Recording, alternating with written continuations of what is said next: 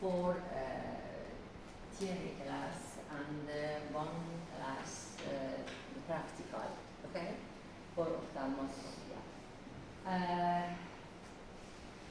As you know, I wanna speak about special senses, but which part of the physiology. And up to now, I expect that you know about the anatomy or embryology, yeah, or histology. Am I right? Only the anatomy. We didn't We take didn't this. take embryology and histology. Histology with the histology and anatomy.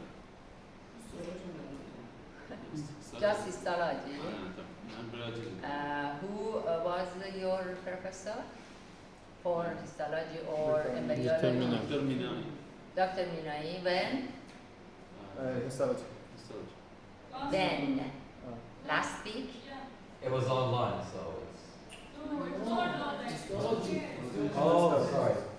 Histology last week? Yeah? Or No. not? 3 weeks. Yeah. 3 weeks. 3 weeks ago. Few days ago, okay? Yeah, 3 weeks. So, Dr. Amili He will send online. to have an interactive class. When I here, it not show that I just give you a speech, okay?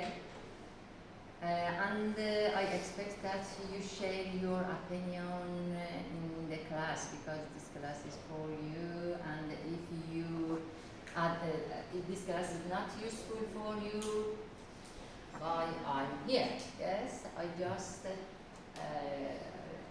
I'm here to help you to have better learning, not just give you some information. Yes. So it's up to you that how you want to treat, how you want to share your opinion, or just get a slip. Yes. So I encourage you that you should be active at class and give your opinion, but something, please say to your classmates, if they are not here, for each class they miss how many? Mark. For each class, 20 marks for each class. yes, for each class, they will lose. Okay? What about that in the class? I said to you, is it your duty? And if you be enough active at class, yes, that's clear that you may get positive. Okay, so it's up to you. And I try these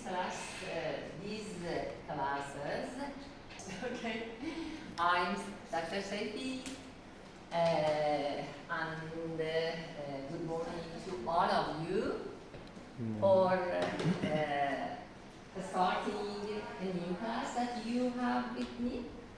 As you know, we want to discuss about physiology of special senses. We have 4 classes, 2 classes for visual physiology and 1 for auditory system and another for chemical special senses. Okay? And as I told, 1 class at last we have for practical special senses in physiology. Okay? So about the You know, our sights are very important for us as a human. And I can say the first important special senses that we have are vision. And after that, which one is more important? Auditory. Auditory. Auditory.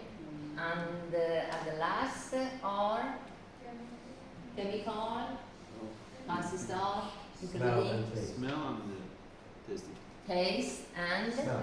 and smell. Olfaction. Yes, they are so important, you know. But we as a human focus on vision and auditory because we are human and we want to have conversation or seeing something to read.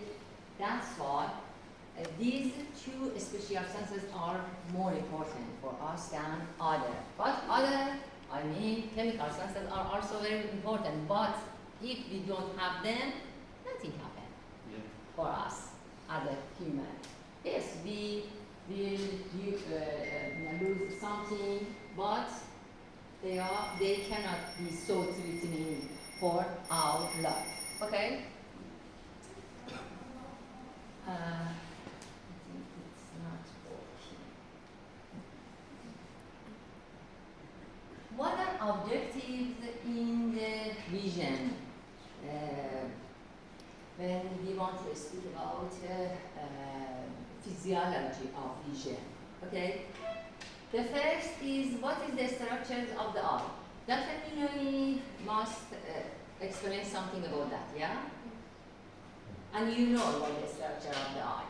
And here, I just mentioned some parts that are important for the function, just for the function. And I want to explain about what are the structures that mentioned to them to explain what are the function of them. Oh, sorry. But something important that today I'm going to explain is how light rays focus onto the retina. Because you know this, the retina is the which part?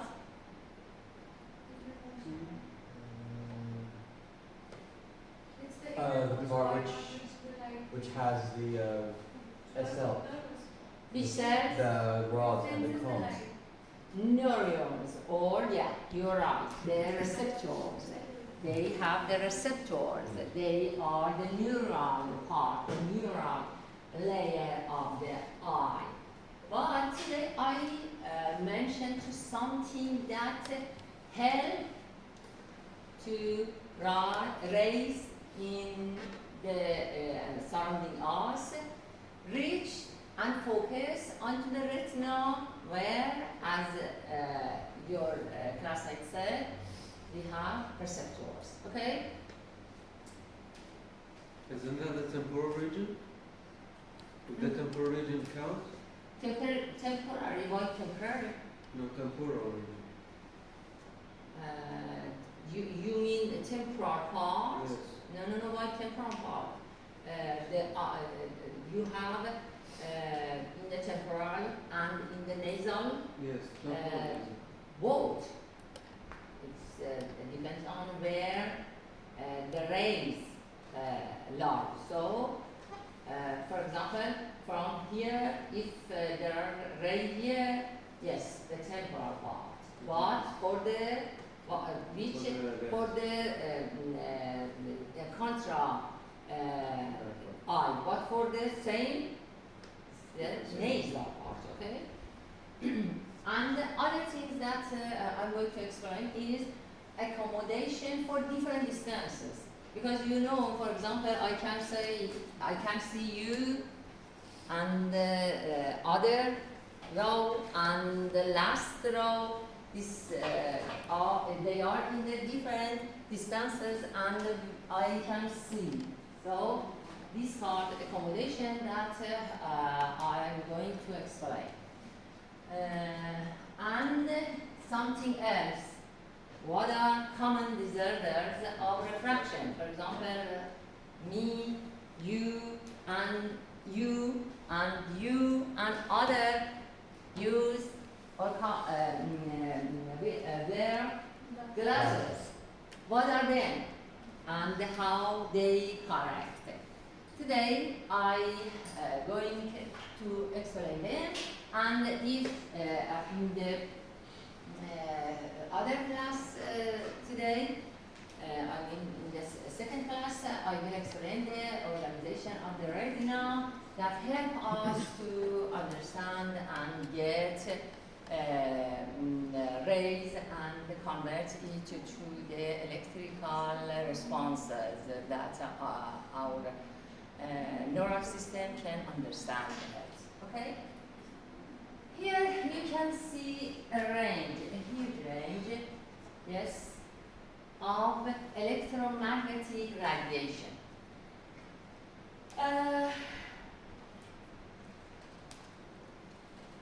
What are the light rays? Electromagnetic waves of radiation. This is a kind of Radiation. radiation, is a kind of Energy. energy. Thank you. This is very important that you should know.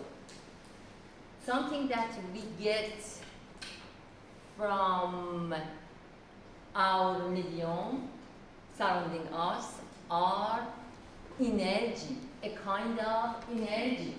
And as, what's your name? Crewmates. Crewmates. Crewmates. Crewmate. Yeah. Okay. As the comment said, this is a kind of energy. I want to show you what other senses. For example, when I pressure my finger on my hand and I feel, oh, this is a kind of pressure, it's a kind of touch, for example, yes, or a kind of tension, yes? What is this? Mechanical energy. Mechanical energy. Thank you. Please, please keep in your mind that something that you feel as a sense is a kind of energy. And you have some receptors, for example, here. Some receptors, for example, in our eye as Comet. Yeah. Comet said. Photoreceptors can understand, can get this kind of energy, yes, specific. For example, receptors here like Meissner receptors, yes, they are specific for this kind of energy, mechanical energy, yes, and we have receptors, photoreceptors in our eyes, in the retinal layer for getting electromagnetic radiation that is a kind of energy. Okay, so pay attention here. From this part to this part, I mean gamma rays, X-rays, ultraviolet, infrared, microwaves, radio waves, all are electromagnetic radiation.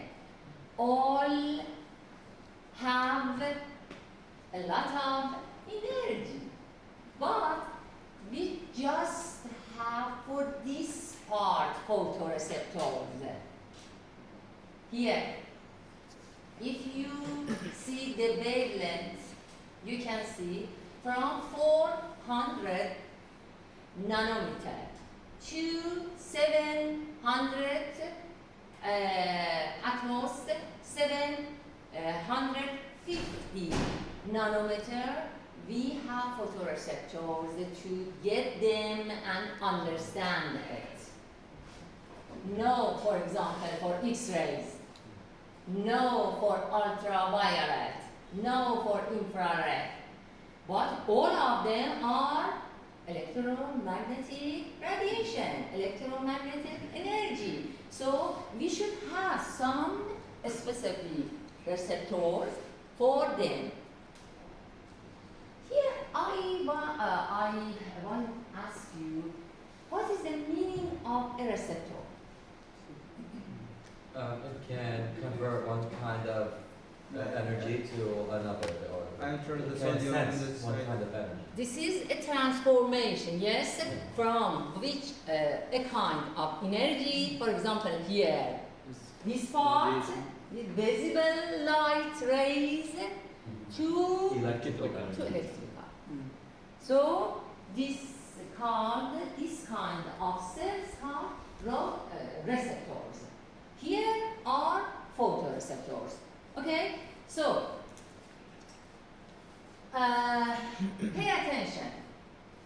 We cannot understand, we don't have any other photoreceptors for ultraviolet or infrared. What honeybees have? Honeybees have some photoreceptors for ultraviolet kind of energy. And also people who have had their lenses removed. So our lens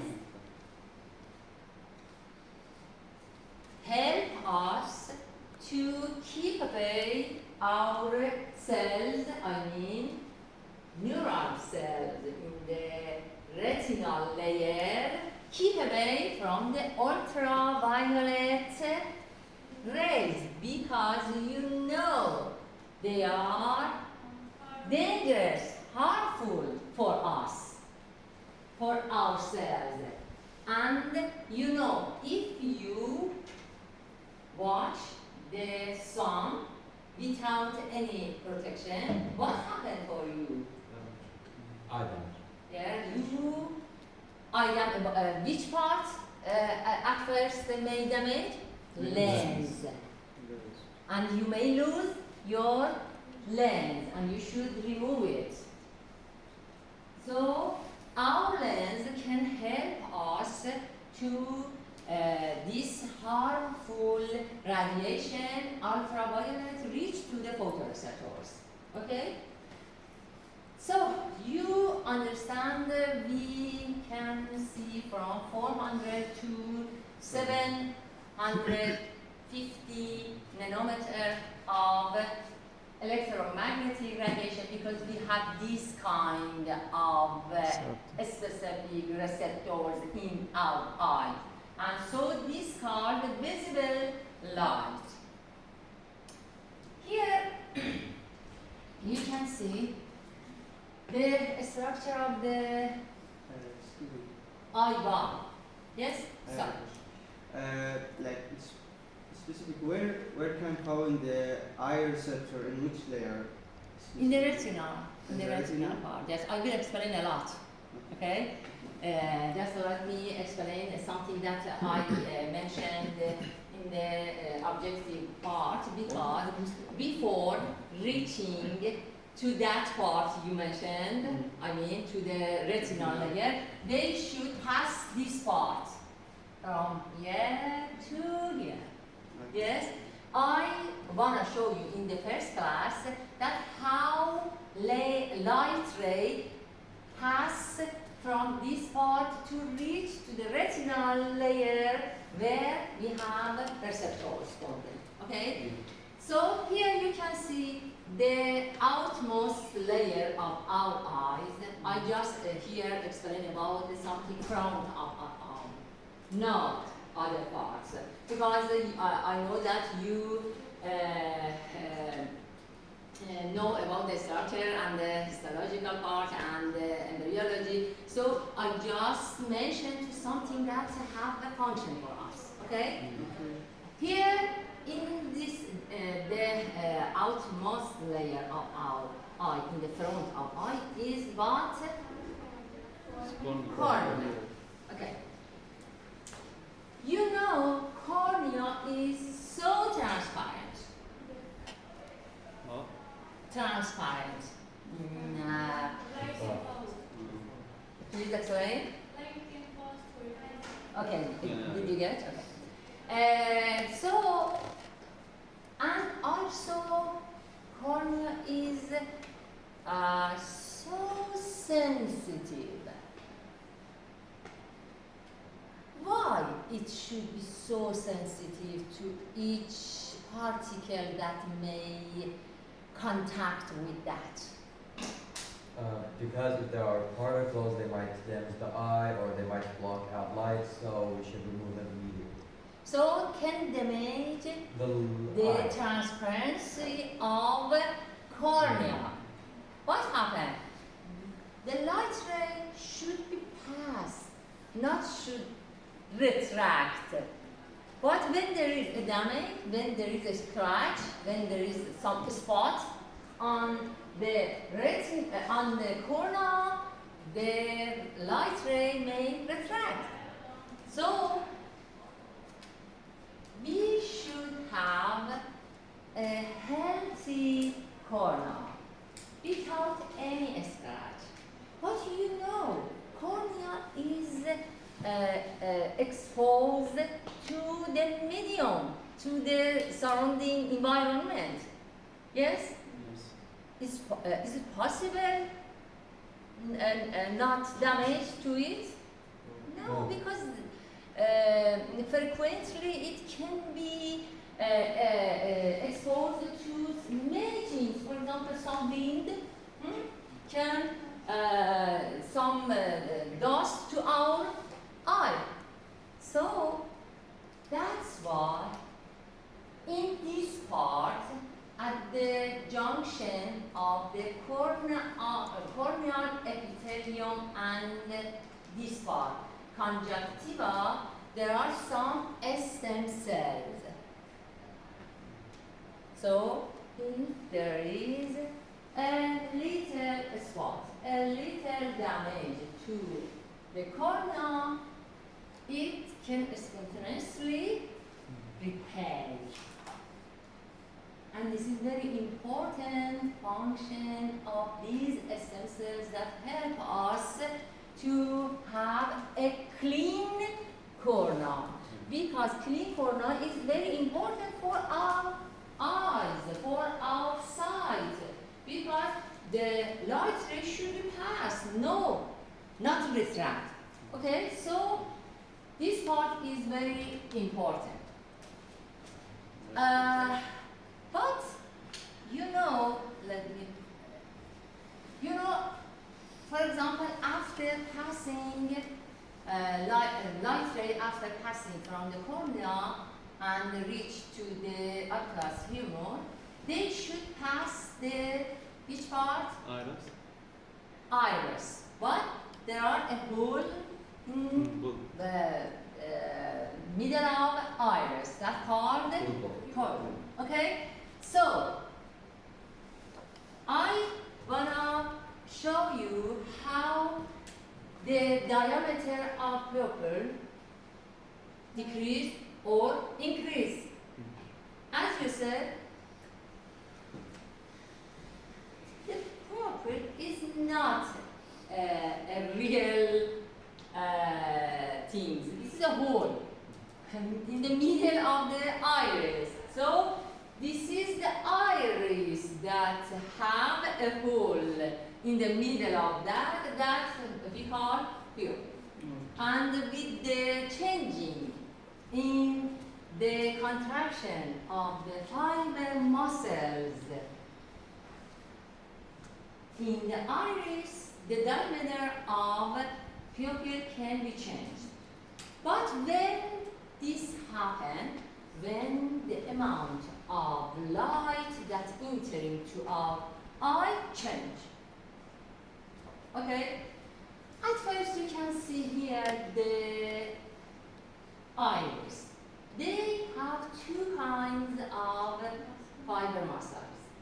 One of them is circular and other is radially arranged muscle cells. So you can understand when there are a contraction of the circular fibers with the contraction, the diameter is decreased, and with dilation of that,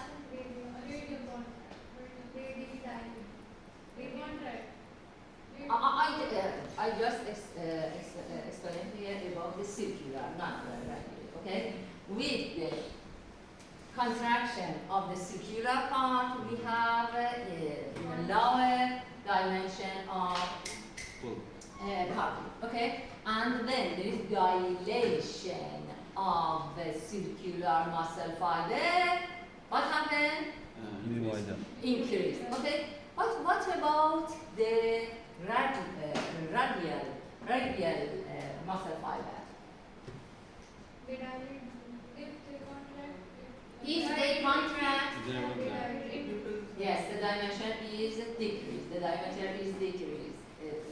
Increase or Increase, okay?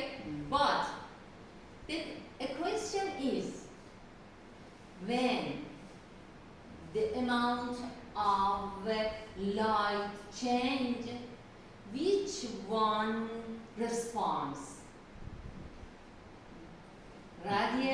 Radial or circular? Just circular. The amount of light, if the amount of light change, decrease or increase, no matter. Which fiber muscle response? circular. Just circular. Keep in your mind. So, for example, when you go out, out from the dining room with full of light and go to your bedroom without any light and close the door, what happened? The amount of light is decreased and the pupil is dilated because of the dilation of circular. Pay attention, just dilation, okay? Just dilation of circular. And it happened with, from, for example, when you place in some bird, I said to you, in your bedroom without any light, these are parasympathetic fibers that stimulated or not stimulated. When you go to your bedroom without any light, the impulses from parasympathetic fibers decrease or increase?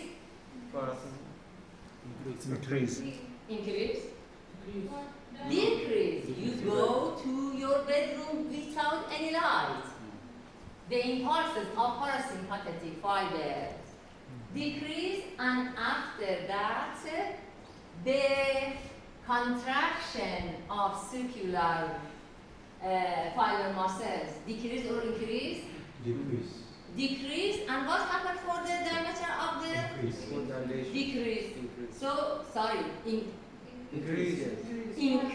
So we have a big pupil. Okay? What is the function of this part? Radial. Excuse me, can you repeat it? This is a process. Please just think about that. The I first said thing to is you, I said to you, the circular muscle innervate with the parasympathetic fiber. Okay, and then you go to where without any light, the impulses from the parasympathetic fiber increase. What happened? Dilation of the circular muscle fibers. So, dilation. Okay? And what happened? Increase of the diameter of the pupil. And it shows us here you can see. The papillary diameter can, in the normal condition, can be from 1.5 to 8 millimeters. Okay, that this is 30 times change in the amount of light entered to the eye. So when we have a large pupil, Not in the light. so when there is no light, the amount of light can enter to our eye can be 30 times more without changing in the environmental light, because we have a large, a big pupil. But I ask you, what is the function of the radial muscle fiber in the iris? For focus? For focusing? No, focusing is just for Changing the diameter. the circular part. Circular or radial muscles. For Radial muscles for changing the diameter also. yes, but when? When there is changing in the light? No. When we look at something, for example, looking at something close and then looking at something No, up. no.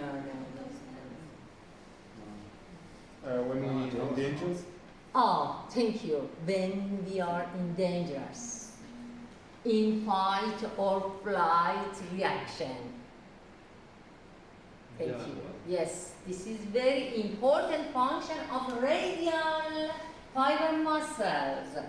When you, for example, get exciting, for example, or get frightened, or want to escape, want to run away from something dangerous. So that called fight or flight reaction.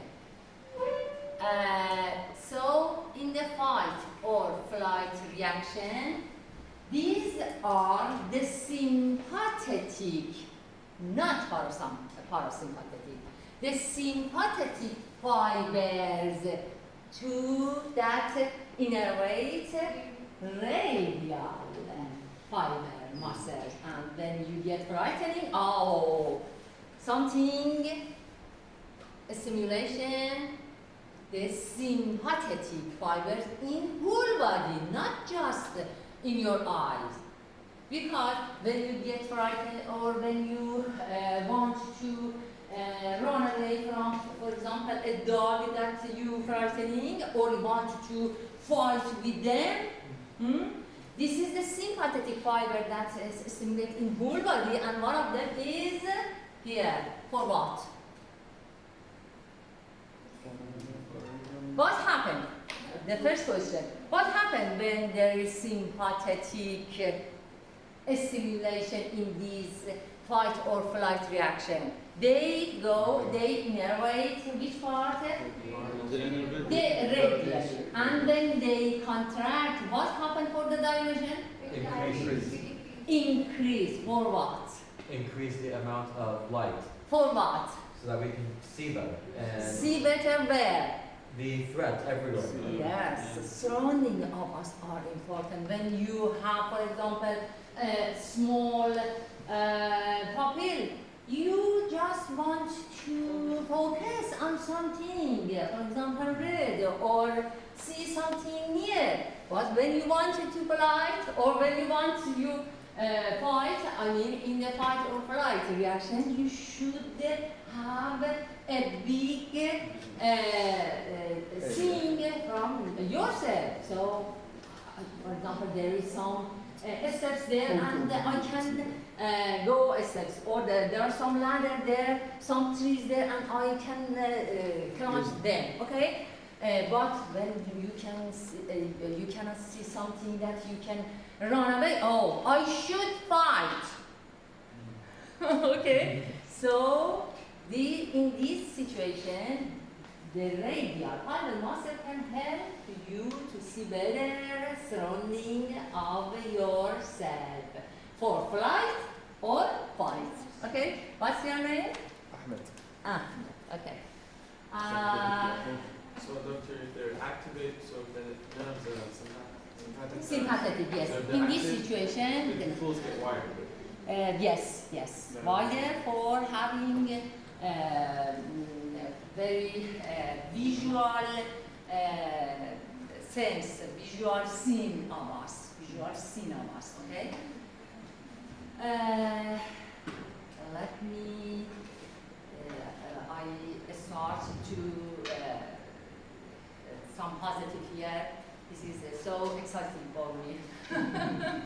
I think it can also give you, is about the refractive power that I mentioned to the objective part. I want to show you what is the accommodation. What is the accommodation?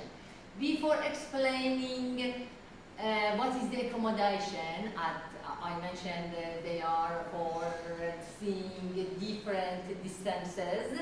Here you should know about the refractive power. What is the refractive power?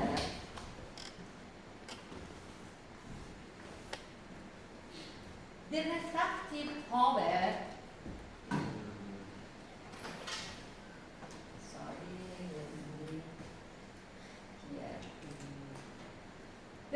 the refractive power is the power of our eyes. That's how this structure in the front of our eyes can bend the light rays as they reach to the retina, exactly focused on the retina. This power of bending called refractive power. The refractive power of our eyes is about 60 or 59 diameters. What is the diameters? The diameters is just conventional unit, and you can see here the refractive surface of our eye is 17 millimeter, and that in the meter is this. Yes, this is in the meter. Okay, and when we reverse it, we have this amount. So this called diameter. Okay, this is just conventional. Okay, so this is the reverse of the refractive surface of our eye, that's called refractive power, and the number of that is 60 or 59 diameters. But I want to ask you, which parts in the front of our eye? That two parts are too important.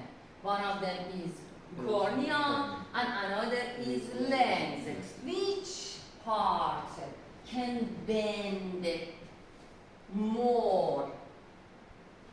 Lens or pupil. When something is far away of us. For example, more than 6 meters. Lens. Yes. It's the cornea then, Why cornea? because it's at a distance, more distance from the retina. Because it's the More presence of distance scanners. from where? Retina. No, it's Scratches not. a lot. I say lens Lens, why? because there's muscles that can bend it. Yes. Because some fibers around the lens, you can change it. Yes, it can be important, but I asked about something that is far away us, more than 6 meters. It should be a cornea. Why? Because, for example, the shape of a cornea affects your ability to see the distance. For example, in people with astigmatism, their cornea is more deviated, oblique, something like Yes, that's right. That's right. but it can help to the amount of bending of the light. Yes. Because the lens also have this situation that you said, this feature that you said. But then the light move Reflected power. from in the Is it related to the speed? related to the speed, yes. Which in the air, I mean, we have a air here, or in the space, no problem. What is the speed of the light? 300,000 meters per second. 300,000. Meter or kilometer? Oh, you sorry, kilometers per second. Kilometer per second, that's right. And when they reach to the cornea, the speed reduces. Increases. Pay attention to the two environments between cornea. Here is the air and here is the floor. Yes? But what about the lens? Here in the front of that is the floor, yes? And back of that is something like floor, the gel, yes? So, what is the differences between the speed of the light between two them? I mean, two in the gel it's mediums. less, right? Decreases. The cornea is this. The cornea, one side is A, another side, I mean, It's the liquid. other side is Liquid. fluid. But what about the lens? It's Both gel. is almost the same. So that's why this is the cornea that help us for bending more, because two sides of cornea covered with two different medium in dense of A compared with dense of fluid. That's why 2/3 of refractive power when we see something far more than 6 meters is cornea.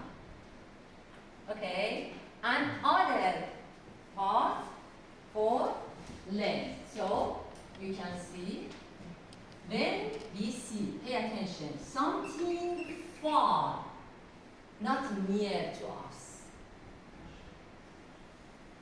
40 diameter for cornea, yeah, and about 20 diameter for lens.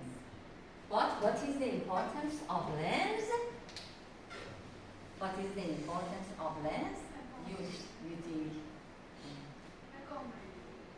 When something started to come near to us, from 6 meters to, for example, 27 centimeters, this is the lens that can help us to see something that's Close. close to us, because this is the lens that can change their shape. They can be flat when something is far away, and they can change their shape and increase the shape of them to be more circular, more concave, so convex. So they can increase this power to 34. They can increase their power for bending of something that is near to us from 20 to 34, because the convexity of them can increase. I hope this. Oh, we don't have. You want voice? Yes, I want a voice. I'm sorry. Doctor, correct me if I'm wrong. الجهاز ولا كم شغل؟ Oh, okay. No need to be corrected, I guess. Doctor, for the dilation of the eye, the radial ones contract, but the circular relax. Yes? For what? Dilation of the eye. Dilation Of the eye. money. Yes, of the pupil. Okay. So the circular relax and the radial contract. Pay attention. You're right. But in response to what you Let's say low light. in the Yes. low light, please just pay attention to the circular. Okay. Without you're right, but I don't want you get confused. But because the contraction of radial fiber muscle not change in response to the light, please keep in your mind that for in the changing of light, this is just a circular muscle that changes. Okay, but you're exactly right. Oh, sorry. Power of accommodation.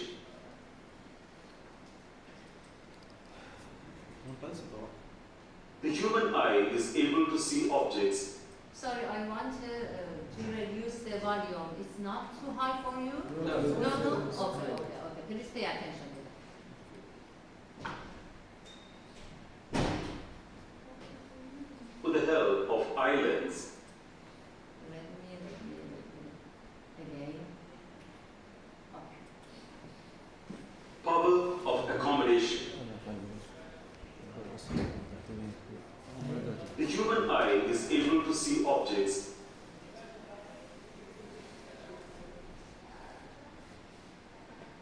with the help of eye lens and retina.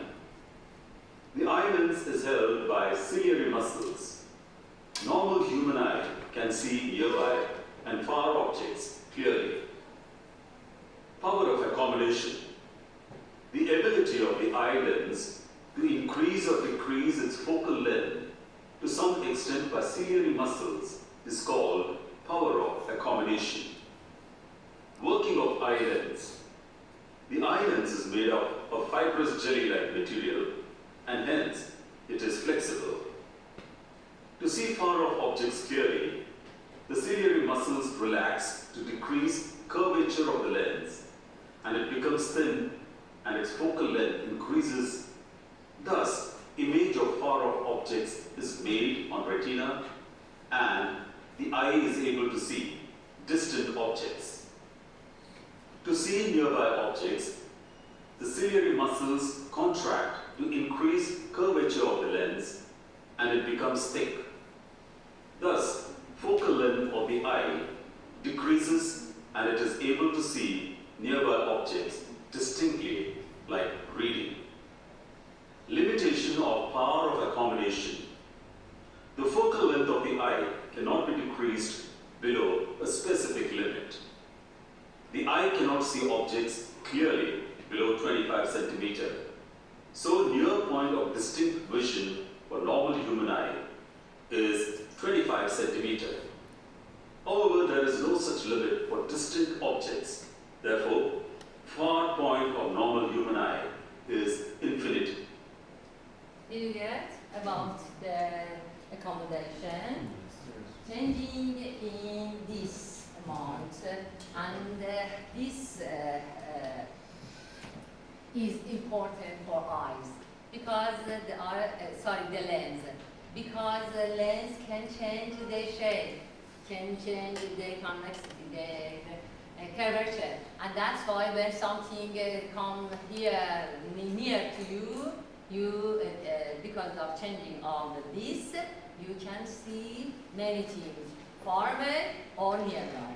Okay, this is the importance of the eye, of the lens. But how our lens can do that? Because some muscles surrounding them, as you said. What was your name? Legs. Okay. You can see here. This is the lens. and we have some ciliary body. In the ciliary body, we have some muscles, and also we have some secretory epithelium that I will explain about that. But here we just mentioned on the ciliary muscle.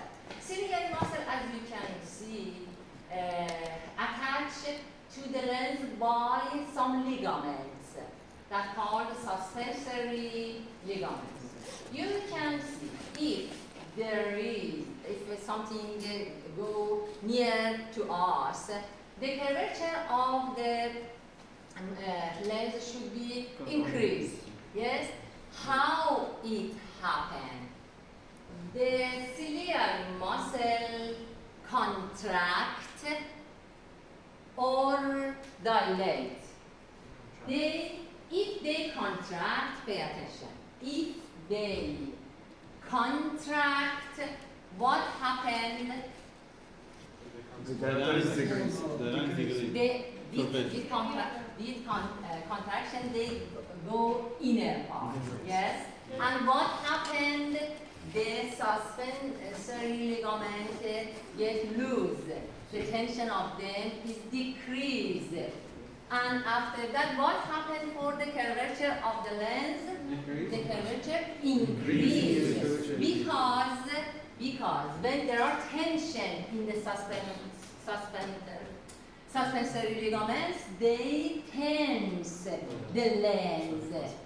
Okay? They stretch the lens. But when they get loose, the stretch on the lens reduce and the curvature can be increased. And that's why the accommodation power can increase from 20 to at most 34. Okay?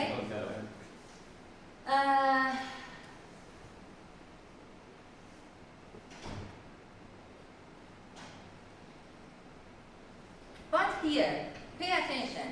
This accommodation power of the lens also controlled by parasympathetic nerves.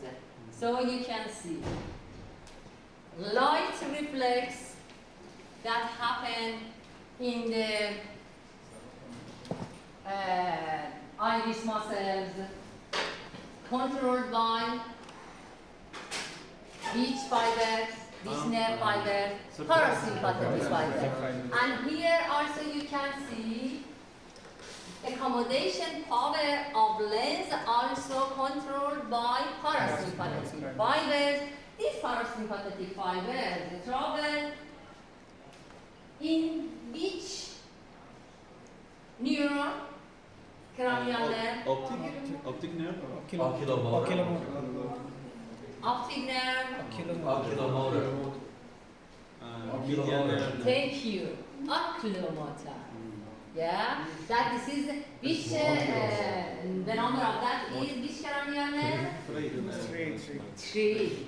Okay, thank you. So this is not the optic nerve. Pay attention. Okay, they are travel in the oculomotor nerve fiber. Nerve, okay? Optic nerve is a part of the chiasm, yes? Eye chiasm. Optic nerve, yes, cross in the chiasm, but not. The oculomotor is for the eye. Yeah. Also the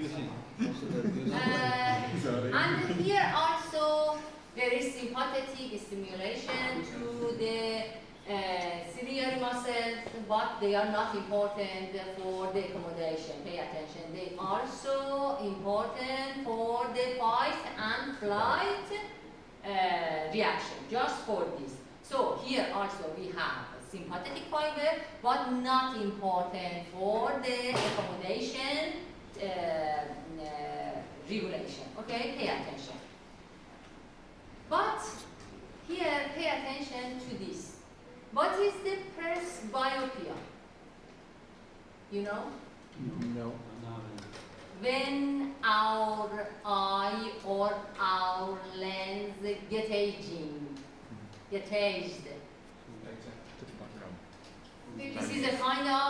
physiological aging. Yeah, they lose That- Is it when the proteins they lose the elasticity. Last what? They lose elasticity. The Yeah, elasticity of lens. Yes. So we use accommodation of lens, and this happens normally, physiologically, when you reach to which age?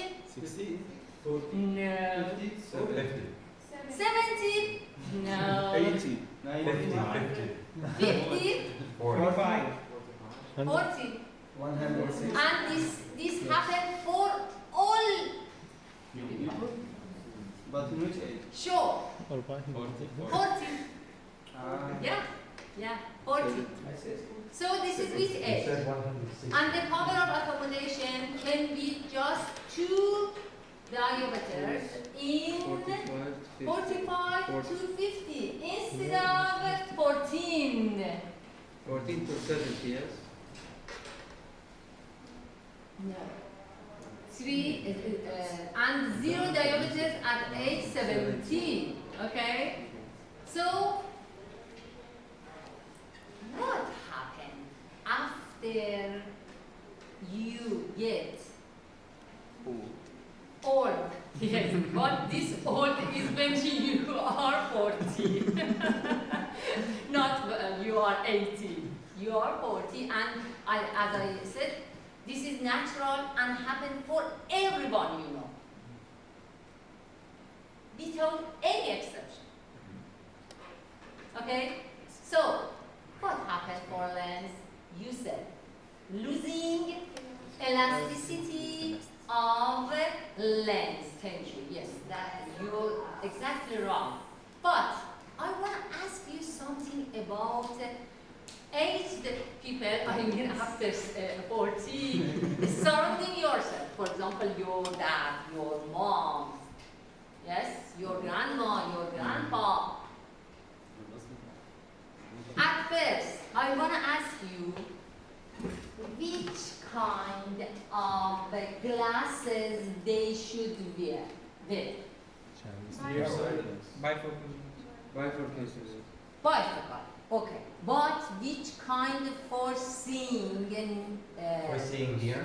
because losing of elasticity. We're seeing For here. seeing Here.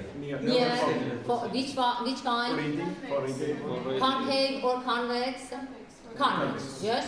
Convex. Okay. Okay. That's right. But all father and mother I know are more than 40. Or at least your grandma and grandpa get to 60. And here you can see we just have 2 diameters in this age. Okay? All of them use or wear glasses, convex glasses? No. No. The building? They didn't get age, I mean their eyes. Didn't get age? No, they get. They get? They get it. Yes. Well, why they don't wear convex? Because they don't need. Don't need. Why, what they need? They don't like aesthetics. Characteristics of the eye from person to person is different. Maybe. و بعضی‌ها نزدیک‌بینشون خراب میشه، بعضی‌ها دوربین. Thank you. But when we speak about the losing elasticity, we mean they lost the accommodation power. Yes. So, The cornea. why some people need wear convex lens, some people don't need. And other question, if they don't wear convex lens, I mean some people surrounding you more than 50, more than 60, okay? They can see distances or no. Yes. For example, you can see this, yes? And can see this, yes? What about me? I can see this, yes? If you change the distance of that, Also you can see. I should go here, yes? Because my lens don't work. So, understand, please pay attention. I lost the accommodation power of my lens. But, pay attention, some people need convex lens because the stopping of lens, because you exactly mentioned to the reason of this, losing elasticity. But losing elasticity can mean, for example, for me, my lens stopped in this part. So I can read very well.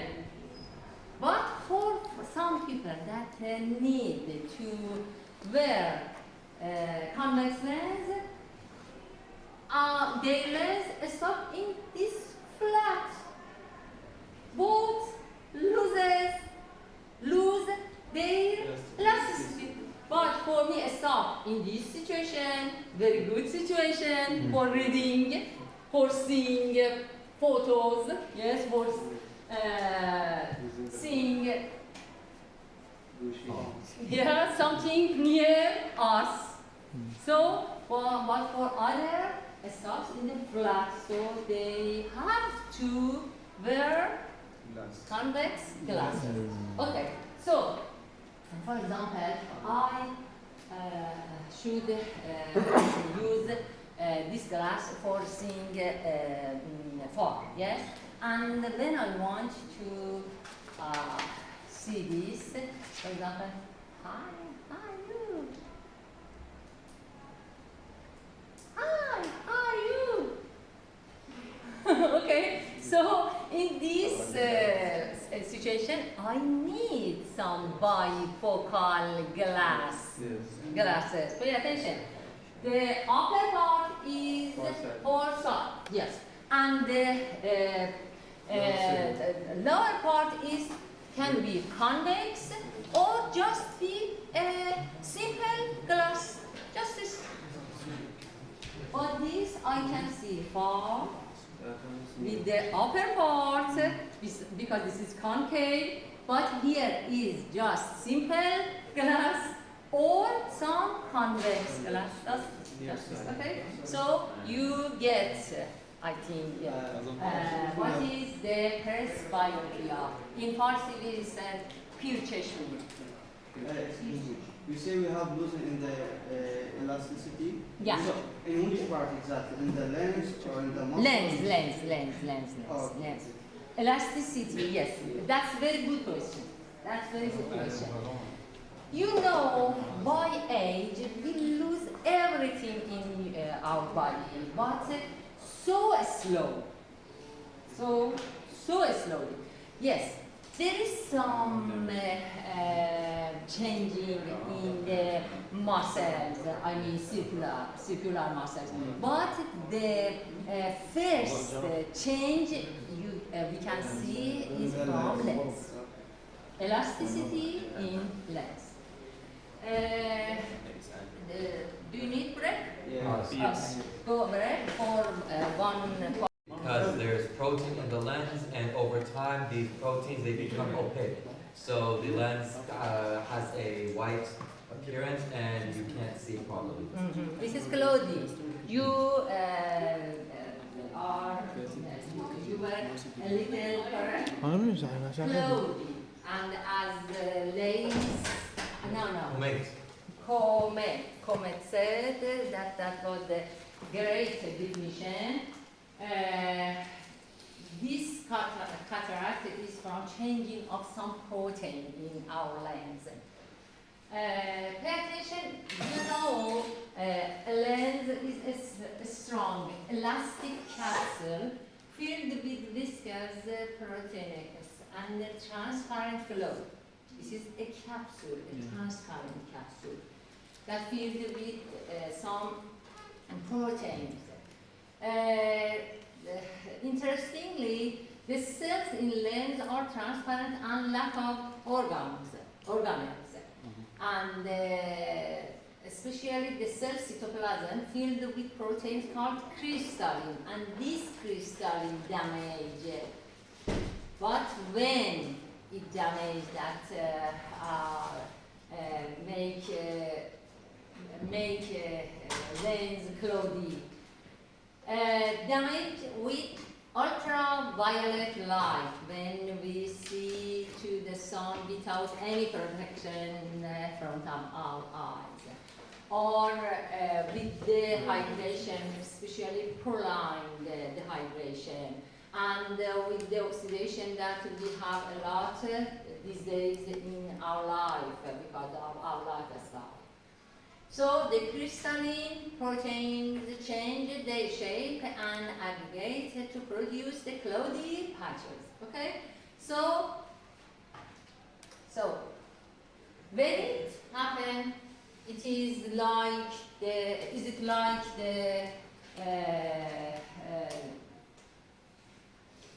presbyopia?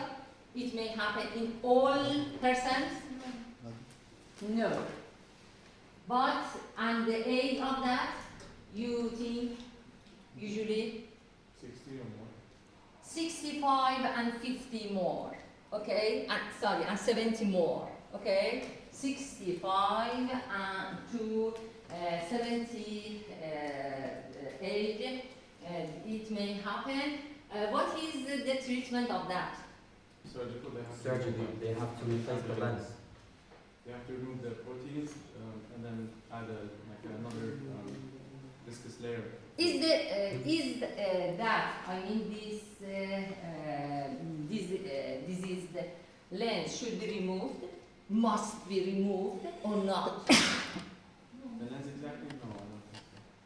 If Just you the don't protein remove, inside. nothing happens, you just have some problem with your seeing? You can't see. Yes. They remove a thin layer, Things yeah? seem to have a shadow in front of them. But you may understand that some people surrounding you, when they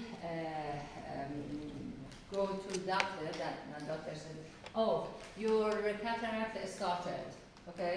And after, for example, months or year, 1 year, you should be removed it. This is not optional. If someone have a cataract, they have to remove their lens.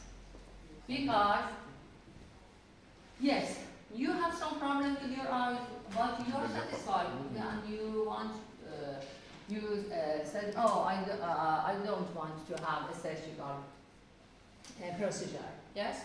But pay attention, it should be, it must, because when you have this kind of lens, they can affect on the pressure of intraocular pressure. Intraocular pressure can be changed, can be increased. What's the problem? They want food, I want to book for them. So what? Sir, please. This is... Nothing? Oh, they have nothing and they started to speak in the class from one side to other side. No, just... I thought he's asking for my phone, but For what? I don't know. Please let me know us because you share with each other in the classroom, one side to other side, so I think it's not your fault, it's his fault, I know.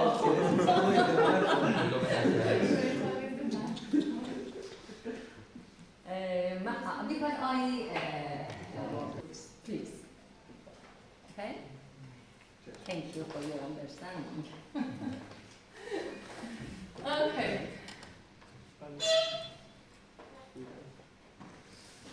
So I said to you, it should be removed.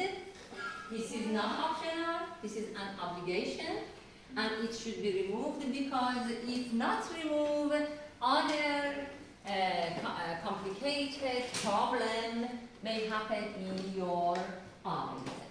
And these days, you know, this kind of removing removing of lens is so easy.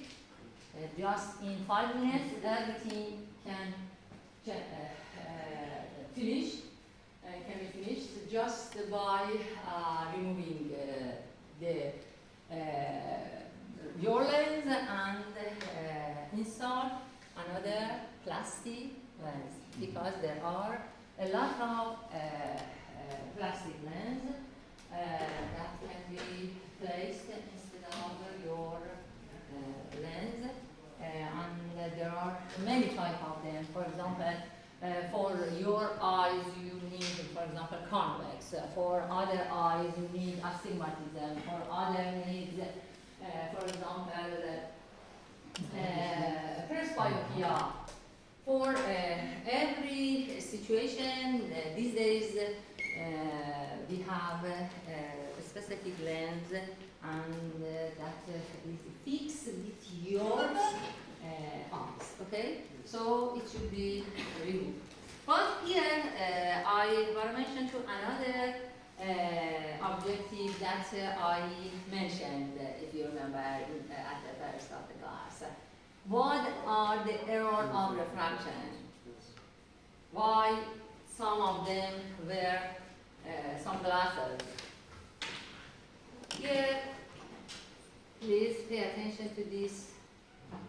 Normally, light is precisely focused onto the retina at a location called the focal point. Because a nearsighted eye is longer from front to back than a normal eye, light is focused in front of the retina instead of directly onto it. This makes it difficult to see things that are far away. A person with a long eye is referred to as nearsighted. Glasses with concave lenses are used to correct nearsightedness. The concave lens focuses light back onto the focal point of the retina. Farsightedness occurs when the length of the eye is too short. Light is focused at a point behind the retina, making it difficult to see things that are up close. A convex lens is used to correct farsightedness because it directs the focal point back onto the retina. Did you get it? Yes.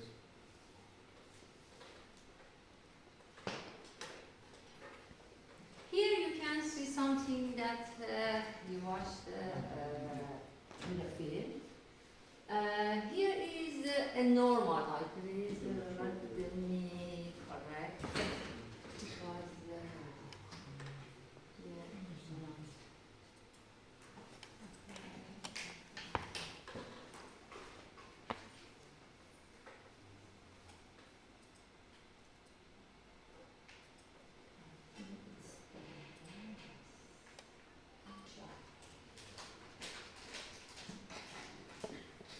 okay, here is a kind of normal eye that's called a metropia. You can see light rays from far of us bend, and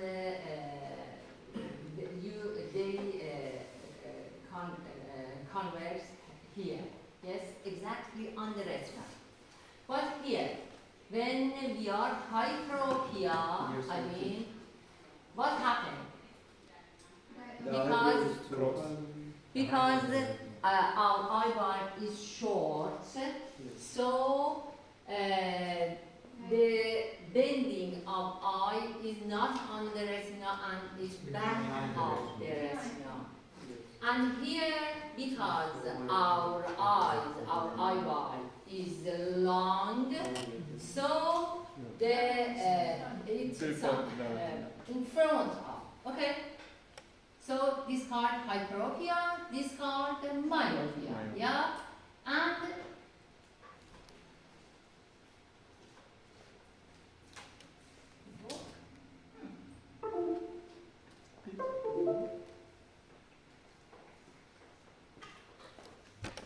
and you can see here, for the correction of hyperopia, this means the person needs a convex lens, and correction of myopia, person needs a concave lens. Hmm? Yes, that's right, yes. But pay attention, here in the hyperopia or in the myopia, in a young person, what's the problem? In myopia? For example, in the myopia or in the hyperopia. Eyeball is big. Eyeball. Do you like Eyeball, Yeah. yes. Eyeball is the problem. But here for the correction we use lens. Yes. So I'm going to get your notice to this, that in a young person or in young people there is no things, no unhealthy things in the lens. Pay attention. The lens is in the health. But because we cannot change the eyeball, yes? So it's better that we use some non-invasive correction. This non-invasive correction is what? Putting a lens in front of your eye. It's not shown that the lens of them have problem. No, the lens of young people don't have any problem. Sure about that. But other things that I want to you mention here is young people surrounding you usually wear which kind of lens? Convex or concave? Convex. You have convex? Yes. No. Okay. Concave. All of you here and me wear concave lens. Yes? A question is, it shows us that myopia is more common than hyperopia or not? Yes. Yes, more common. It should be, yes, but it's not correct. Yes, you cannot see any young people that wear convex lens that show us, oh, she is or he is hyperopia. But it's not shown that they are not hyperopia. They are hyperopia. But they don't need to wear convex lens. Why? Is it because those with hyperopia, they can just, for example, when walking, they can just look directly in front of them instead of having to look far. But someone with myopia, if they want to use their phone, they can't always do like this. Yeah. That's why we, for example, you, and other people here that wear concave lens need to see far. But something with hyperopia see better than you far. And for near they just keep, for example, their cell phone or their board just a little 5 centimeter far. Just this. Instead of, for example, 25 centimeter, they may put their book or their cell phone 30 centimeter or 35 centimeter. Why they should wear convex lens? That's why they don't wear. It's not shown that they are not hyperopia, they are hyperopia. Okay? So we can say they can see in each society the same, in the number I mean. Okay? Both can be seen similar in each society. Okay, other part that is important for you to know is about the fluid system of the eye. You know, in the ciliary body, there is other structure called secretory epithelia. That they actively secrete aqueous humor here to the posterior chamber. And the amount of production of this aqueous humor is 2 to 3 microliter per minute, and they are transparent, they are clear and protein-free liquid. They produced here in this part, in the junction of the lens or ciliary muscle to the iris, and after that they flew from the pupil and reach to the anterior chamber, and after that they release, they quit from which part? Canal of shell. Pay attention, the amount of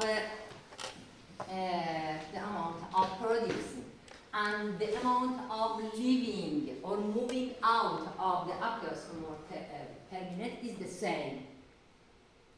Okay, and the pressure this intraocular pressure is from 12 to 20 millimeter Hg. They are important for nourishes the cornea and iris, especially cornea, because cornea don't have any vessels. So I can say the aqueous humor is a kind of plasma that there is no blood cells, red blood cells into it, just this. So this pressure is very important, 12 to 20 millimeter Hg. Pay attention.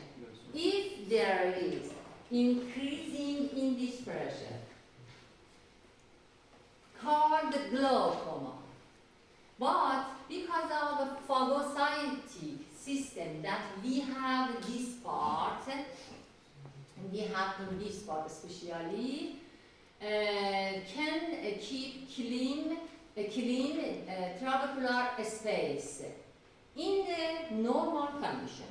So in the normal condition, our intraocular pressure can not increase because of this, especially phagocytic system. Okay, but large amounts of debris in the aqueous humor because of hemorrhage into eye or because of some infection in the eye may cause glaucoma. Do you remember I said to you the cloudy or the patched lens should be removed? Yes.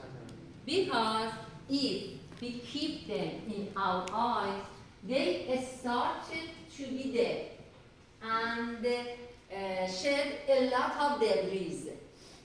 And after that, these debris can close the Schellen's canal. And also, they, because of changing in the shape of the lens, they can change this part, because you know lens attached to the muscle, ciliary muscles, and ciliary muscles is near to the epithelial, ciliary epithelium that secrete the aqueous humor. So removing of unhealthy lens is important to prevent glaucoma. Okay? Here let me, if I have, I'm not sure about this. If I have, I want to show you a scenario about the glaucoma. If I can find, a patient is, for example, 51-year-old, stay-at-home mother who presented to the ED with severe right eye pain and pressure that started 2 or 3 hours period. She also noticed blurry vision from that eye and rainbow colored halos around the lights, okay, around the same time. Accompanying symptoms include acute nausea. She has vomited twice since feeling the eye pain. There is period episodes, there is flashes, denies period episodes, there are denies flashes, floaters, or diplopia, and there is mild redness in the right eye. Okay? Something important that you should attention is it started wearing reading glasses at age 42. It shows us what? Lost lens elasticity at age 42 and had nearsighted. What happened for the lens? It's damaging. Lose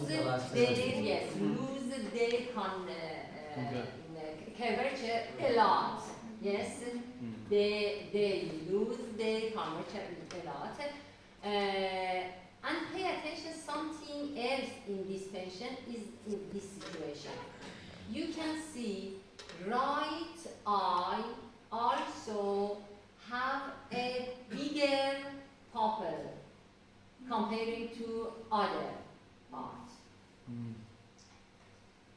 So you can see iris and lens both have a lot of damage. Okay? So, what's your opinion about, for example, iris? Because you know, ciliary epithelial produce aqueous humor. Yes? Because in this patient, when they measure the intraocular pressure, they understand the pressure in this eye is about 60 millimeter HG. You know, the normal is at most 20. And this kind can cause blindness if it be in long period. Okay? So, at first I wanna, what is your opinion about this situation? It can be because of intraocular pressure, or it can be, for example, a reason for intraocular pressure. Understand me? This part, for example. Pay attention. Here we have a big dimension of pupil. It shows us the ciliary muscles, iris muscles be relaxed or contracted, relaxed. Yeah. And they go back to the sides. Yes? It can change pressure on the canal of Schelem or not. Sure. Yes. It can. Because when they get dilated, they go the side. instead of to the middle, So and they can. block the way of the fluid to go out from the. Sorry. It blocks out the fluid movement. Not movement, because of their contraction or relaxation. This is a kind of move, yes? And after that, they go to the side and can have a pressure on closing the canal channel. So, this is a kind of glaucoma that's called close angle. Close angle, because there is nothing special in producing aqueous hormone. This is something else that stop moving out aqueous hormone, and that's why they accumulated here and yes, and increase the pressure, and we have a higher pressure here. But for treatment of them, what's your idea for treatment of glaucoma? What should I do to treat them? They remove the intraocular fluid How? by a syringe, special type. Yeah, this is so invasive that you said. I think that one has to the oblique part. They are all invasive. Pay attention to some non-invasive treatment for increasing the moving out or decreasing producing of that. Yes? Why not? So, here we can use something to decrease the secretion. For example, beta-adrenergic blocking, carbonic anhydrase inhibitor, and other is increased aqueous outflow. For this, some cholinergic agonists. You may hear pilocarpine, for example. They can, this kind, causing ciliary muscle contraction. Pay attention. By ciliary muscle contraction, we can increase aqueous outflow. Do you remember I said to you, ciliary muscle innervate with parasympathetic fiber? So with cholinergic agonist, the cholinergic agonist means something like acetylcholine that released from the parasympathetic fiber. So we can increase the ciliary muscle contraction, and with this, because ciliary muscle is near to the ciliary epithelium, with this we can stimulate, we can stretch the structure of the eye in the junction of iris and lens, and because of that there is a distance between the iris and the in front part of the eye, I mean between iris and the cornea, and because of this stretch, the space can be more, and after that outflow of aqueous hormone can be increased. Okay?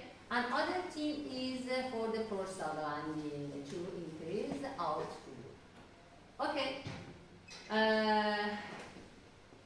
After this, with this explanation that I give you up to now, we reach to the retina. Pay attention with these cornea, pupil, lens. Finally, light rays reach to the retina, where we have photoreceptors, where we have some receptors to get what? Light rays, understand the light rays. Okay, but before that, I think we should turn on cooler. Yeah. What's your idea?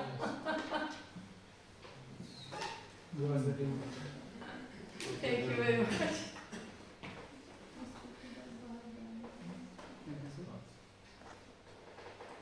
Reach to the retina. About the retina, you know there are many layers, but histologically, I don't have any job with that. I just mentioned to some area that are functional in the physiological condition, and I don't want to explain about the histological layer of that. I just mentioned to this. We have some cells in the retina that help us to get light rays and convert it to the electrical response. The first part is pigmented layer. Pigmented layer is the outmost layer. Outmost layer, not the inner part. Pay attention. The inner part is something near to the vitreous humor, okay? But this is the out layer. Out layer is where near or neighboring to the choroid layer, okay? After that, we have some cells. The first cells near to the pigmented layer are photoreceptors. What is the function of pigmented layer? Pay attention. Pigmented layer, as clear from their name, is not the neural cells. But they are very, very important for the function of neural cells in the retina. They are pigmented at first. When we said they are pigmented, which kind of pigment they have? Melanin. Melanin. Yes. Melanin is dark or white? Dark. Dark. So you can understand the back of our eyes should be dark, for preventing of light scattering. Okay, so the pigment here in the epithelial part absorb the lights. Some lights that pass the photoreceptors and not absorbed by them and reach to the back of them, they absorb. Okay? Other things that they have is the function of phagocytosis. These cells can have this function. For what? Pay attention. The outer segments of photoreceptors have something that shed frequently. Always they shed. And this phagocytosis of the pigment layer here clean here. Why it is important? Clean here. To remove debris for the intraocular pressure. No, So it can be important a little, but not the And for exact clear function, the vision. physiological function I ask. For clear vision? For Vision, so it's clear. yes, for vision get clear because when there is some particle here, they can, Block for light. example, the particle from here go to there, yes, and the light can be absorbed by them and not reaching to the outer segments of photoreceptors. So this part should be cleaned to reaching the light rays to this part, to the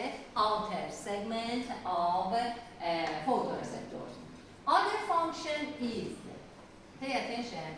I said to you, in the nearby of this, there are choroid layer. Choroid layer is a vascular part, yes? And they should nourish which part? Especially outer segment and inner segment of photoreceptors. So, pay attention, delivery of nutrition from the blood to the photoreceptors made by this layer.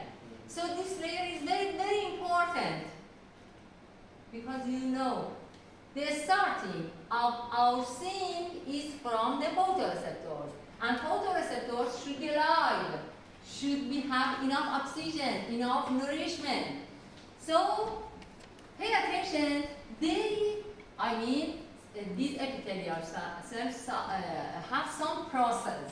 You can see some feet that they cover the outer segment of photoreceptors for keeping them near to the choroid layers. Okay, and another function of them is, with this situation, more than of keeping them near to the choroid layer, they suppress an immune attack of the retina, because there are many immunological particles in the blood that can attack to the photoreceptors. So they suppress this immune attack to the retina, and finally they are the main resource of vitamin A. You may hear that for better seeing we need vitamin A. I will explain about that, why we need vitamin A. But one of the main resource of vitamin A that should be accessible wherever our eye need are the pigment epithelium. So pay attention. What is the albinism? With these those that I explained about the epithelial. You don't have melanin. We don't have melanin. Yes, genetically there is no melanin in our body. What happened? Their hair is white and their iris is like blue, and sunlight hurts their eyes because there's no melanin inside their eyes, so a lot of light is scattered and refracted. And their seeing is not so good. Yeah, it's not good at all. Not so good, not at all. And they have to wear sunglasses. Even in the night, when there is some lights. Okay, so they have a lot of problems.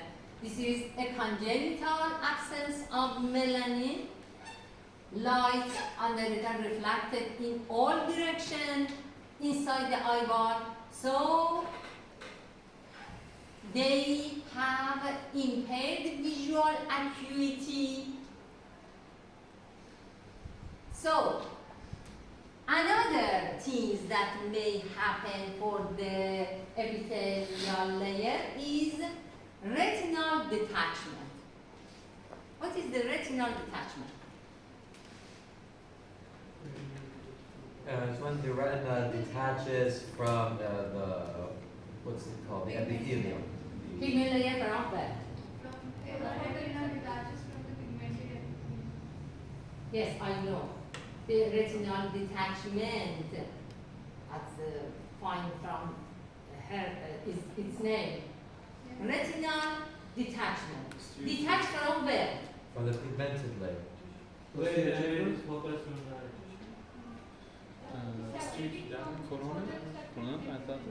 Sorry, I cannot hear you.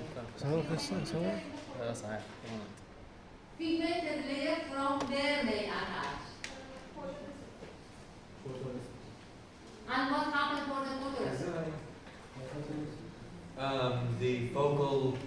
the light changes? No. They become blind? The photoreceptors stop working and the person becomes blind? They don't. Yeah, exactly. They don't get anything to nourish because of the distance, the long distance between them and the choroid layer, the vascular layer. So this is very important to treat soon, because after weeks, the only cells that get die are photoreceptors. Other cells don't have any problem because the nourishment is from other part, not from the choroid layer. But pay attention, you have all cells in the retina apart from photoreceptors. What's your vision? You cannot see anything because this is important. I mean, these are important. Photoreceptors is important to get this kind of energy for you and convert it to the electrical response. So the retinal detachment is very important to treat soon, and usually in injury to the eye part, this detachment may happen, and sometimes contracture of fine collagenous fibrils in vitreous humor may stretch the retina from the place into the medium part of the eye. So the outer layer of the retina, especially outer segment of rod and cones, because they depend on diffusion from the choroid blood vessels, get damaged. Okay? Do you need break or no? Yes. Yeah. Light rays can reach to the retina, to the neural part of eye. And here I want to explain about the receptor and neural function of the retina. Our objectives here, what is the electrical responses that produced by rods and cones in response to the light rays, and other cells that are neurons here are bipolar cells, horizontal cells, marker cells, and the ganglion cells. The ganglion cells is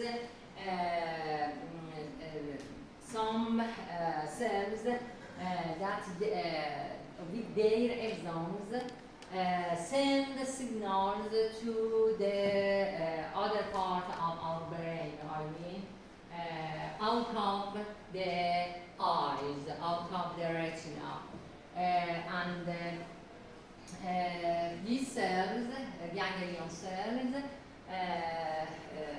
with their axons, their long axons made which cranial nerve? Cranial nerve 2. Two. That called Optic nerve. yeah, optic nerve. Okay, so the optic nerve is axons of ganglion cells. And finally, if we have enough time, I will just mention two neural pathways that transmit visual information from the rods and cones to the visual cortex. Okay. Here, I just want to mention two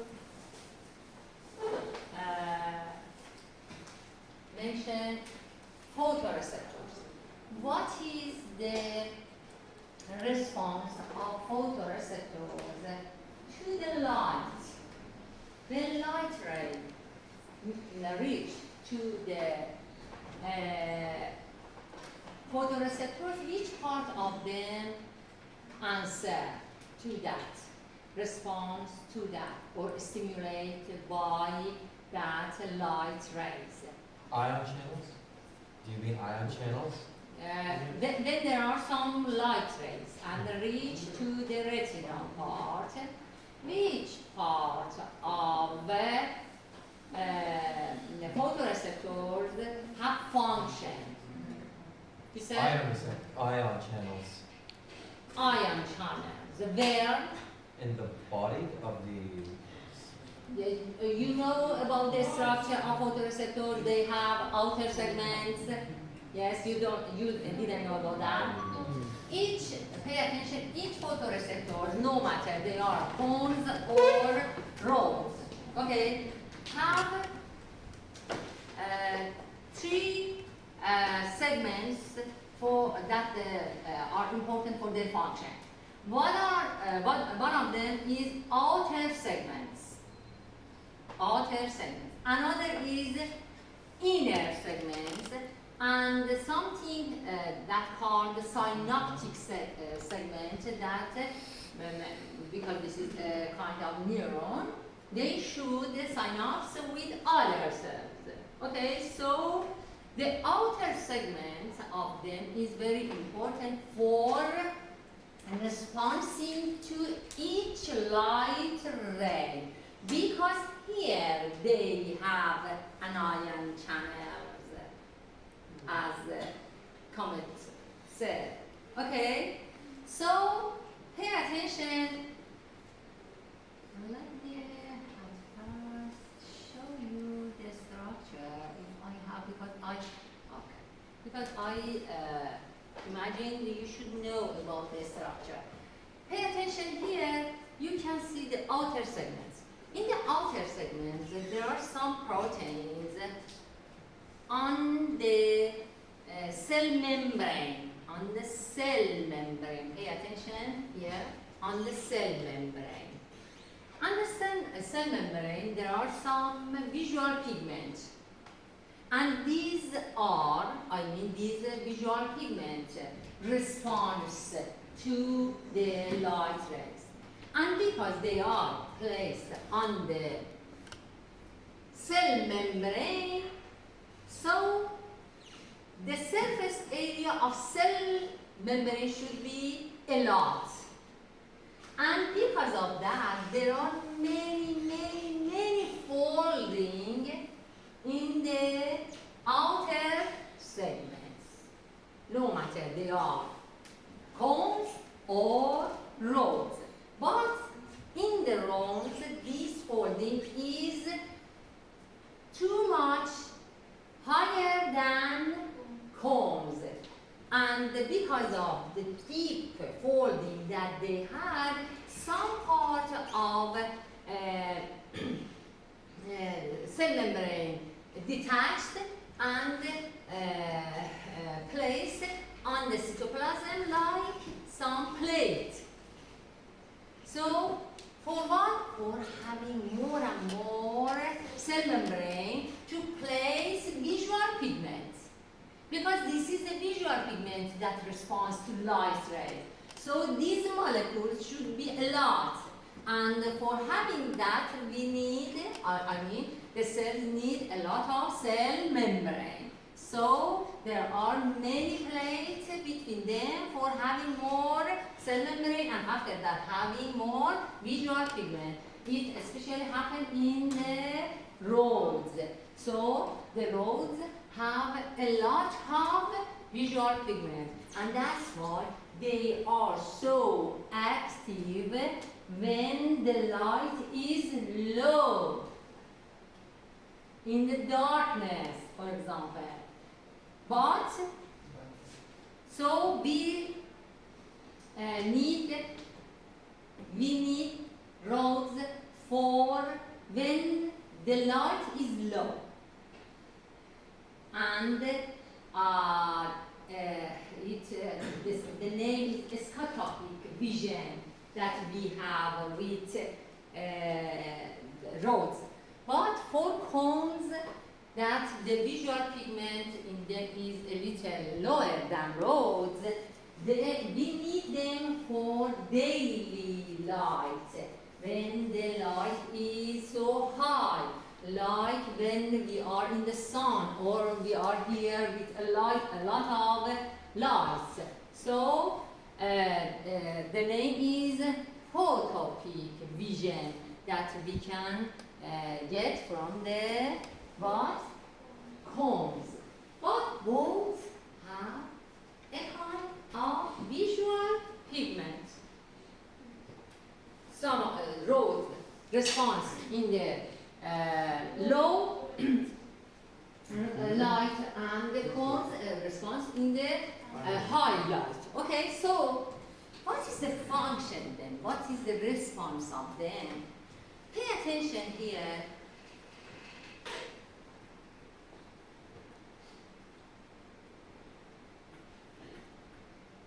As I said to you, here in the membrane, there are a visual pigment in the cell membrane. Okay, this visual pigment consists of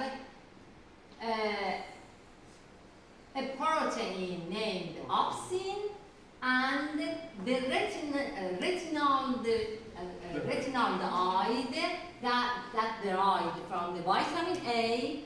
Do you remember I said to you, we need for our visual vitamin A, retinine or retinol. So when there is no light, there is no stimulus, opsin and retinol, that called retinol, attach to each other. And in this situation, this retinoid called 11-cis retinol. 11-cis retinol. You can see the structure of that. But when there is a photon of light, what happens? This part, I mean the retinol part, change to all-trans retinol. You can see this is an angle here, and this is the straight form of the molecule. After that, this all-trans retinol can detach from the opsin part. So this is the response of each photopigment to the light. Just this. So a photon of light converting 11-cis retinol to all-trans retinol, and after that detachment of opsin from the retinol organ. Just this. Okay, so after that what happened?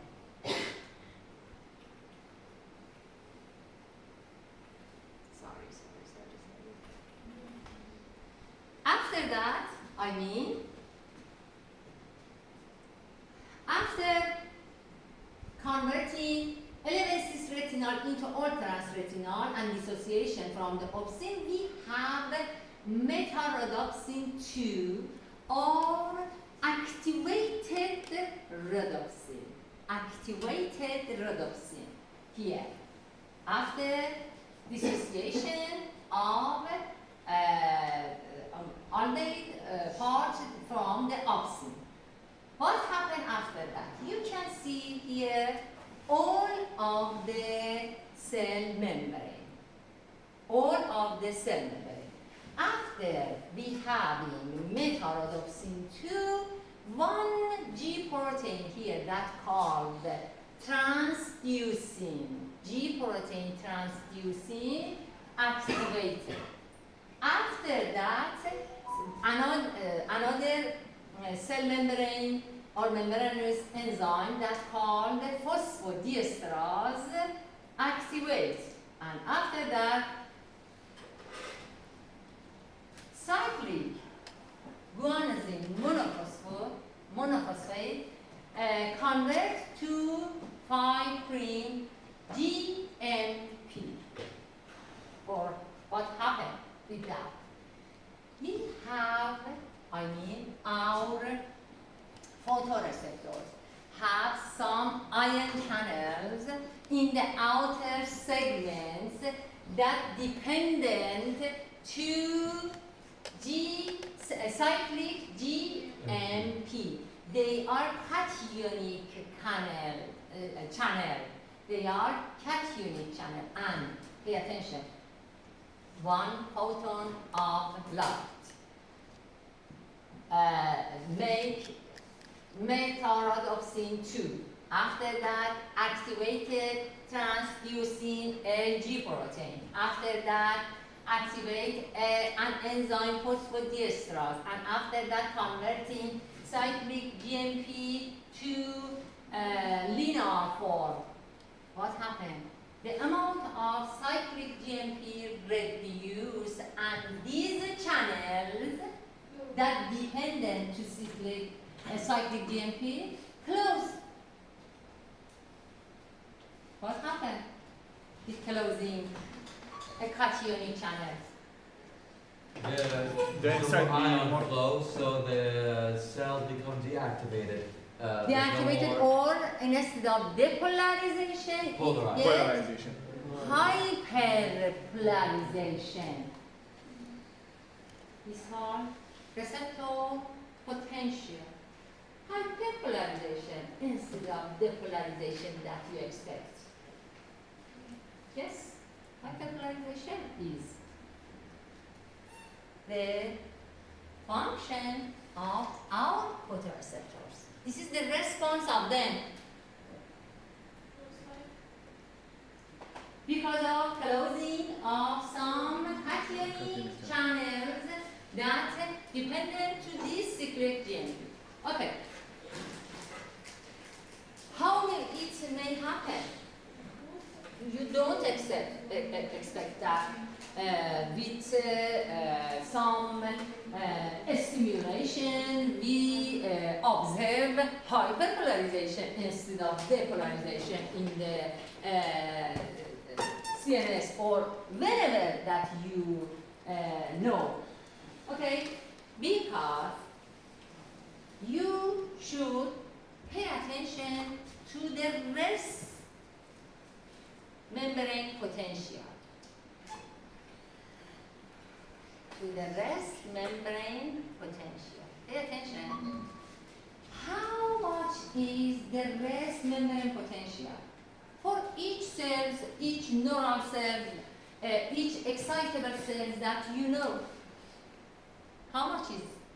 Minus 65. Minus, at least minus 65. At least.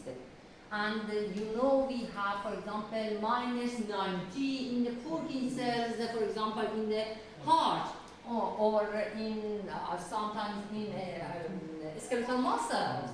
So, but here, the resting potential membrane is low negative. Low negative than you expect. Is about minus 40.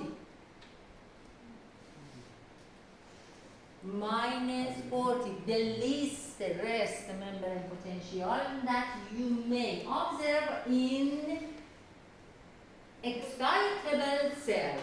Pay attention to this. Excitable cells. No, in the other cells. For example, in the red blood cell, you may see, for example, 20, minus 20, but they are not excitable. I speak about just excitable cells. So, how this may possible? I mean, this low negativity in one excitable cell. Pay attention here. You know we have sodium, potassium, ATPase Yes. pump in all cells in our body. And they placed in the inner segment, of photoreceptors, no matter rods or cones. They, you know, they have potassium into the cell and sodium out of the cell. But 3 sodium out of the cell, 2 2 potassium. potassium Inside. into the cell. So this sodium that is more into the out of the cell, they come back again to the cells. in the outer segment. Come. Gate. By which channel? Cyclic. GMB gate. Ah, yes. These kind of channels, cationic channels, cyclic, GMP, gated channels. So they enter sodium again to the cell. That's why the resting potential, membrane potential of them, when there is no light, this is resting, yes? When there is no light, is minus 40. And when there is a light, this channel close, and stop entering sodium ions. That's why the response of them go to the hyperpolarization, and it can reach to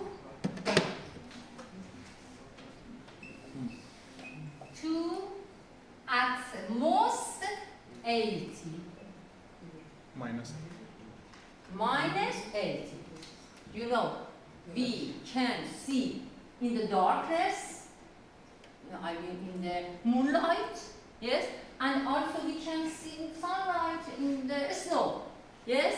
So this is the huge amount of light, but the changing of the resting potential in the membrane potential just from minus 40 to minus 80 in the most of the light. Okay, this is the changing of the membrane potential. Okay.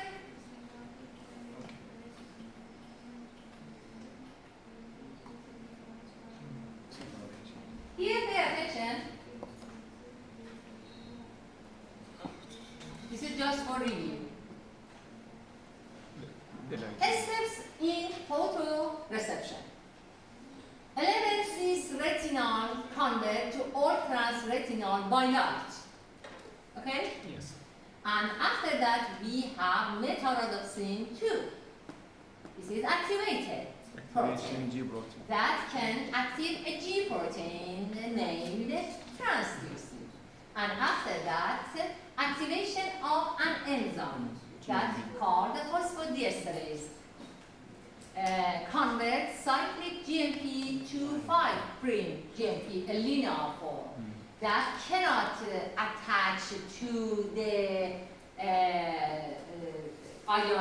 cation channels. So Decreasing the closure of sodium channels. Okay, and after that, hyperpolarization of photoreceptor membrane. But you know, these cells are neural cells, and they have chemical synaptic. So the release of neurotransmitters, that here is glutamate, from the photoreceptors that hyperpolarized, decreased or increased. Decrease. Should be decreased. Yes, and that's right. So Because it the go minus. cells after that Minus 80. stimulate or not stimulate? Not stimulate. Yes. Can you repeat it? Something strange, yes? Yes. Happen. Strange from the Yes. normal. Yeah, exactly. But, sorry? What happened? Oh, nothing. He didn't You understand. didn't get No, just the final stage. the I final got- stage, just the final stage. Fine. Okay, Yeah. Why is the let hyperpolarized? me. Can you back? Yeah, this one. I will explain Step 5. after cones. Okay, pay attention. I said to you, here, hyperpolarization is the response to the light. Okay, Because And- of cyclic AMP is in it? Because the cyclic GMP Is is finished? lower, okay, No and the sodium on channel, top? yes, and the channel closed, and there is no sodium channel, sodium to enter.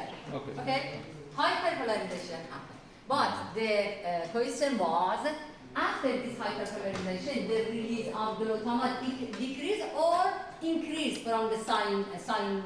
synaptic part? Decrease. Degrees because not stimulated Yes. in neuron. After explaining cones, I will explain how it may happen. Okay, but just here before finishing this class, I want to show you something about the cones. Pay attention, I said to you, photopic response, photopic reaction is from cones, and they answer in the highlight amount of when, for example, when we are in the sun, or when I can say when you wake up and open your eyes, they are cones that started to stimulate it. Okay, but they need at least 100 photon or several hundred photon to stimulate. What was the stimulation? Blah, blah, blah. Visual pigment, transthyretin, phosphodiesterase, cyclic GMP, lowering cyclic. But pay attention, one rod can respond to just one photon because the number of them is too high and they have a lot of visual pigment, I said to you. But here, cones need several hundred photons to activate. Okay, just the difference, just this. But another difference that you can see between cones and rods. These are cones that are color sensitive.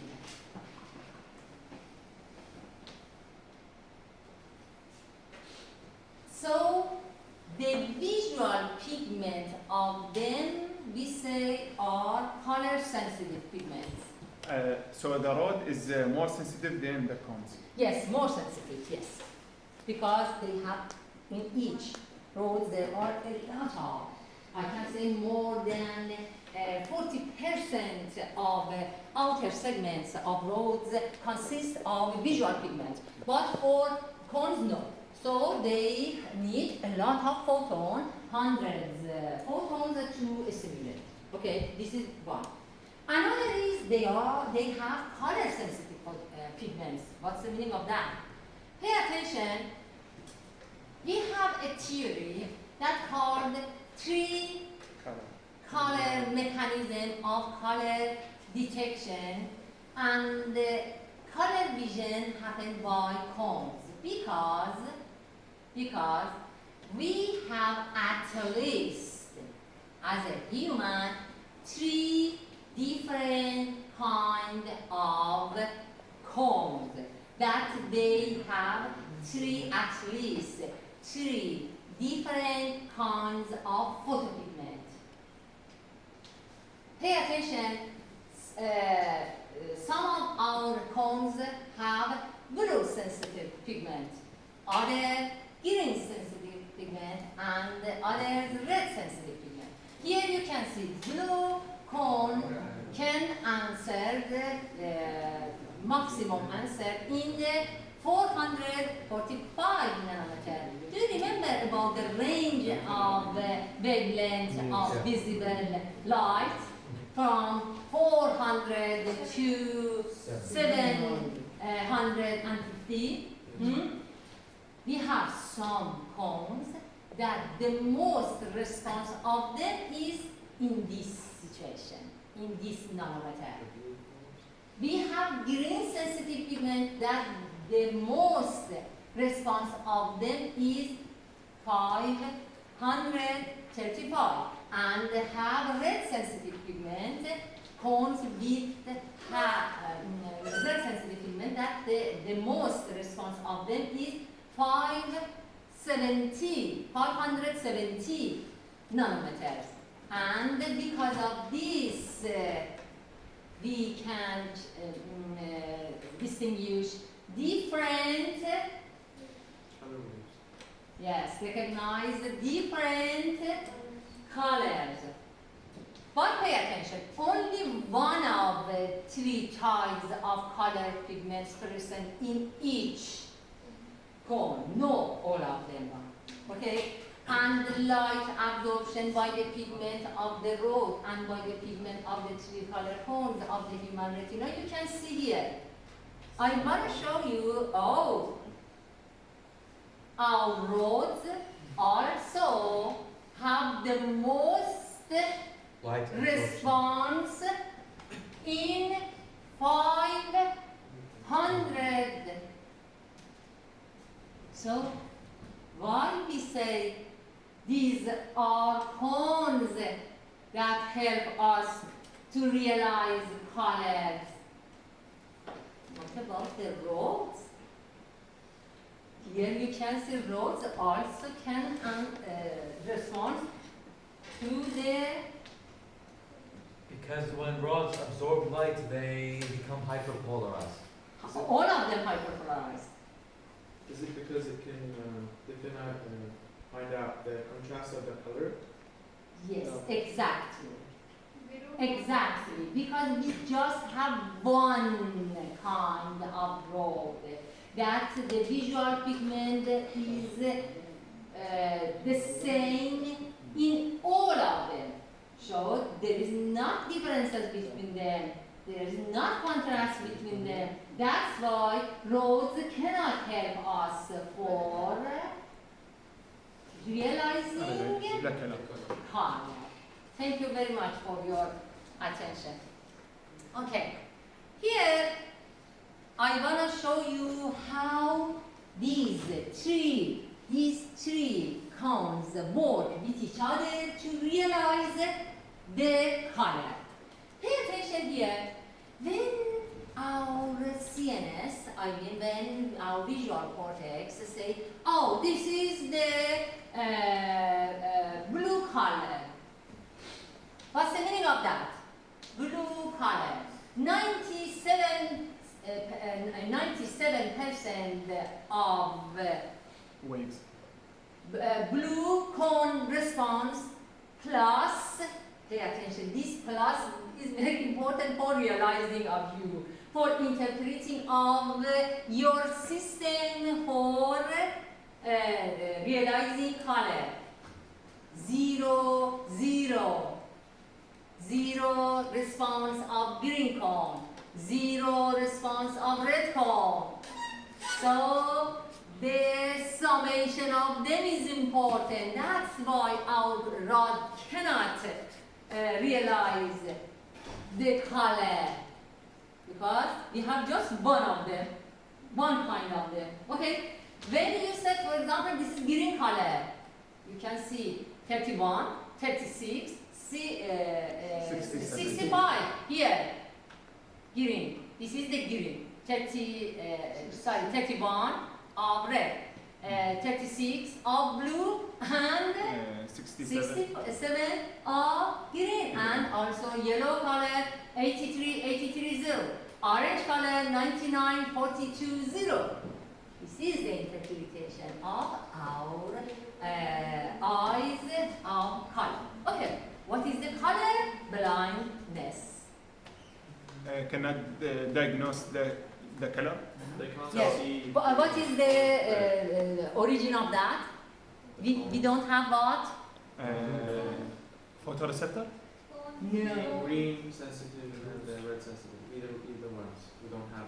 We don't have what? In color blindness, they don't have the Sensitive to red the sensitive color? pigment.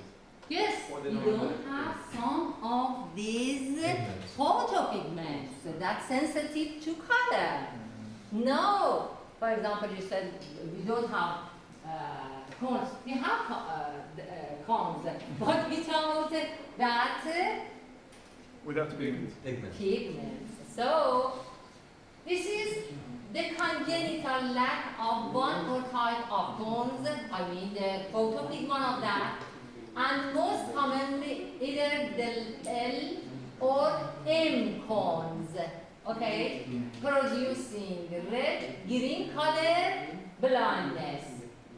The genes for this photopigment, this photopsin, are located on the X chromosome.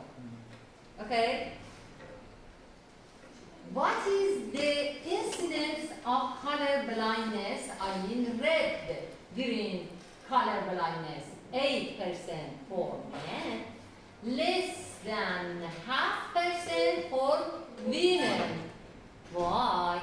Because the women have a Because it's located on the X chromosome. So pay attention. These are models for all sons that came these unhelped gene. They are, they receive, they receive X. I mean, any sons that we have and receive the X chromosome from her mother with this dysfunction. But for having a daughter with this situation, I mean color blindness, both X chromosomes should be changed. One from mother, one from father. So that's why the incidence of that in women is too low, too low. You cannot see a lot. But what? I have color blindness, I can't see. Okay, you can see here you Everything is black and white. if you can see here, 74, you are normal vision. You have normal vision. And if you can see 21, this is red, green, both red, green color blindness. You are all healthy. So if you What about you? 17. 21. No. 21. Okay, you are red, green color blindness, and pay attention. What about this? If you see 42, you are normal vision. You have normal vision, and 2, you are red blind person. If you see 4, you are green blind person. What about you? That you said you see 42. Oh, so pay attention. Here, the image or the picture is not so reliable. You should see exactly the chart. Some paper that Shihara was a scientist that prepared these papers. You should see exactly the paper and after that, because something changed here, and that's why you may not be in real color blindness. Okay, I think it's enough. After lunch, I will see you. When you come